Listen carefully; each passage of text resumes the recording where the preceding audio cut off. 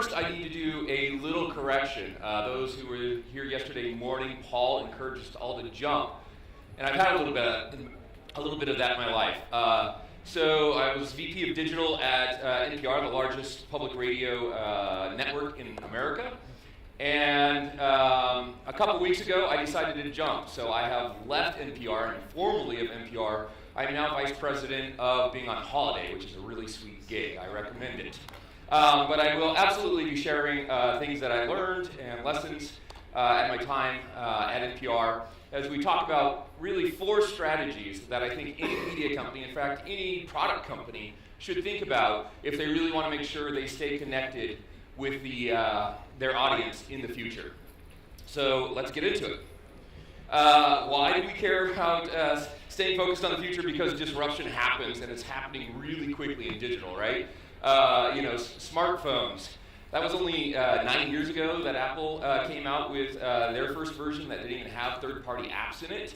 And it's just kind of blown everything away. And if you're a media company, though, of course, you're not just thinking about smartphones. You're thinking about a kind of a whole ecosystem of different devices. Connected cars, right here in the room with us. You've got traditional computers, you've got tablets, you've got connected homes, connected TVs, and of course wearables. And it's really easy as a media company to start focusing on, if you're going to be engaged, what should we be doing with each of those different platforms. And what I would tell you is, if you're concerned at all about the future, it's real easy to get too obsessed about the technology and lose sight of the important thing. And the important thing, lesson number 1, audience always first. Stay focused on the people, not the devices. What matters is what they are doing, how they're engaging. And I would actually argue, as you think about digital for your company, a great place to start your digital strategy is really with an audience strategy. And any good audience strategy, I think, can be a virtuous circle if you stay focused on 3 things. First, reach. How are you bringing new people to your brand, to your content? Second, engagement. We were talking about this earlier. And it's, how can you get them to just engage a little bit more? How can you get them to click one more click? How can you get them to listen to one more minute, come back and watch one more video clip, come back one more time a week than they were? Because really what you're trying to do is you're trying to become a part of people's lives. You're trying to become a habit where they have built you into their routine. And if you can do that, this is where it gets virtuous. All the studies show that those people are your evangelists, and they do a great job of bringing new people to your brand and to your company. So audience strategy is a digital strategy, but we're talking about the future, so let's focus on one particular part of that audience that you have. I'm not going to use the words millennial. I think digital native is the important thing here, because these are folks 15 to 30. They've always had the internet in their life. They've always had screens. And it's really shaped their perspective of the world. And this is the thing that you need to stay tuned into, is not what technology people are using, but what are their expectations they have. And for the digital natives, their expectations are kind of the leading edge that others are adopting. And if you stay focused on what their expectations are, it really will help make sure that you are pivoting and moving along with them quickly. So let's look at some of those expectations. Because when you build experiences, you need to make sure that you're meeting them. So this is lesson number 2. Make sure the products, the apps, the experiences you're building are really connecting to the expectations. So the baseline today, things are on demand, right? These digital natives expect to be able to consume when and where they want, not when you choose to broadcast. They expect things to be personalized. This is all about context, right? Contextualization to them. If I like this, here's some other things you might like. They want it to be engaged with their social. I want recommendations from my friends. I want to be able to make recommendations, be built into their social networks. It needs to be localized, right? If I'm looking up on my smartphone restaurant recommendations, it should already know I'm in Sophia and not tell me recommendations for back in Washington, D.C., like I'm still at home. So what happens when you don't meet those expectations? So I want to give a little example in 2 slides here. So this first chart is, so we're back in, it's U.S. data, so U.S. adults who report that sometime in the last week they listened to radio, quote unquote, online. And so it's up to 44% on that kind of sharp shooting up slope last year. I think the number this year is going to be north of 60%. So tons of people are going to their radio listening online. Again, until real recently, I was with NPR, largest network public radio in America, and we put all of our broadcasts as live streams that people can listen to, in kind of a live, linear sort of fashion. This is what the growth or the non-growth of that traffic looks like, right? Yeah, there was a little bit up, but it's plateaued and actually starting to go down. Why? Not meeting expectations. It's not on demand, it's not personalized, not connecting into people's social networks. So what did we do? A couple years back, we said, you know what, we need to make sure we're building something that meets these expectations for spoken word, where people can engage. So we built an app and started testing out different things on it called NPR One. And let's take a look. Cue Nico. Video coming soon.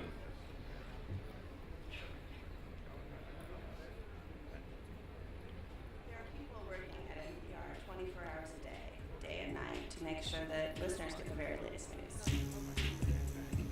The best thing about radio is that it is so intimate. The radio story is actually painting a picture for you so that you can experience the story as if you were there. People who listen to NPR like stories, and so the idea of NPR One is to reach out to listeners on mobile and using that context to create a more personalized radio experience.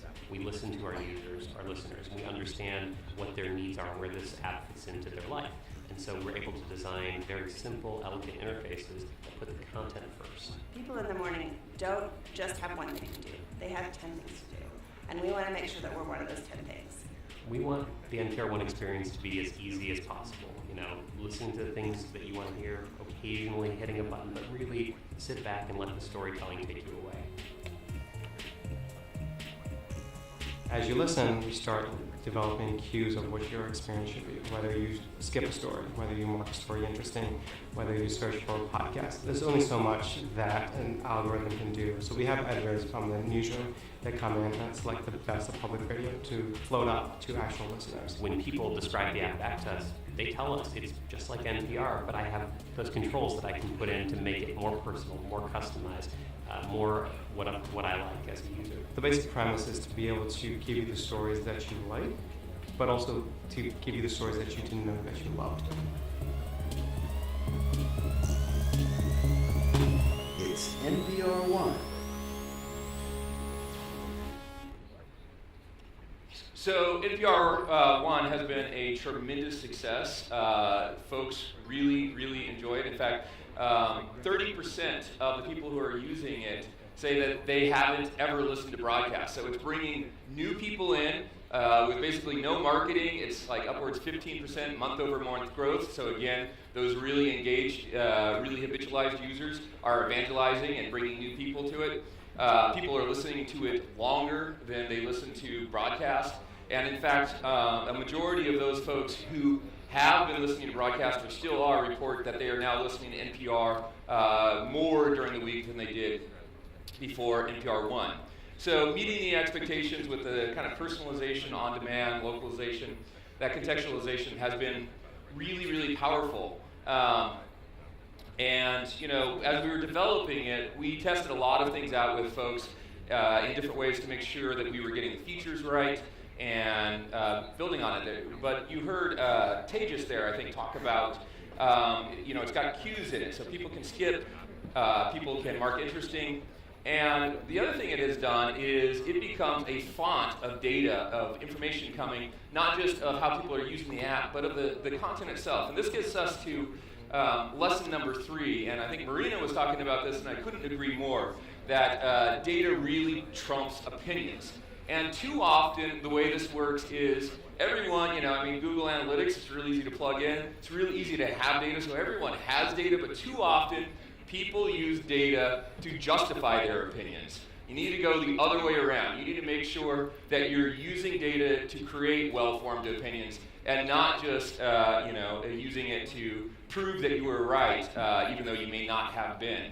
And this goes to the whole audience first perspective, which it really doesn't matter what the hell you think, back in your offices. It matters what works for the audience. So I said that one of the things that it gave us was minute by minute and second by second kind of analysis of how people were staying engaged with the content. With NPR One, people, again, could skip, mark interesting.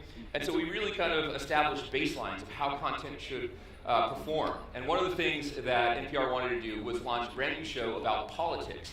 Traditionally, the way you would have to do this is create dozens of episodes, and getting it onto a broadcast radio station is really problematic to move the schedule around, and then it's months before you have any sort of, frankly, crappy data as to how it's performing. What we did instead is we launched this new politics show inside of NPR One, and we were immediately able to compare it against baselines of similar content to see how it was performing, and we saw it was doing great. But it was a little bit of bad news with it too, which is, so this is kind of the chart of how it was engaging, and in the first couple minutes, there was way more drop-off than there should have been based on our baselines. So we went back to the producer of the show, provided the data, and they realized, they were not doing a great job of how they were introing the show and getting started, and they were able to tune it up on the next episode. So the third episode, we drop it in and immediately see, it had an impact. We fixed it. So just really awesome power that, yes, you need to use data to build your product and experiences, certainly on your content as well. And, not by any means invented at NPR. Amazon keeps showing up on the screen. I put them up there again because I think they have probably always been the leader in this kind of A/B or multivariate testing. Every single thing on the Amazon website goes through A/B testing to make sure that it gets the end result that they want, which is selling product. And so they even have, mobile dev tools now that they make available to others for it. And it's probably not a coincidence that when Jeff Bezos, founder of Amazon, bought the Washington Post, one of the first projects that you saw spring up was something called Project Bandito.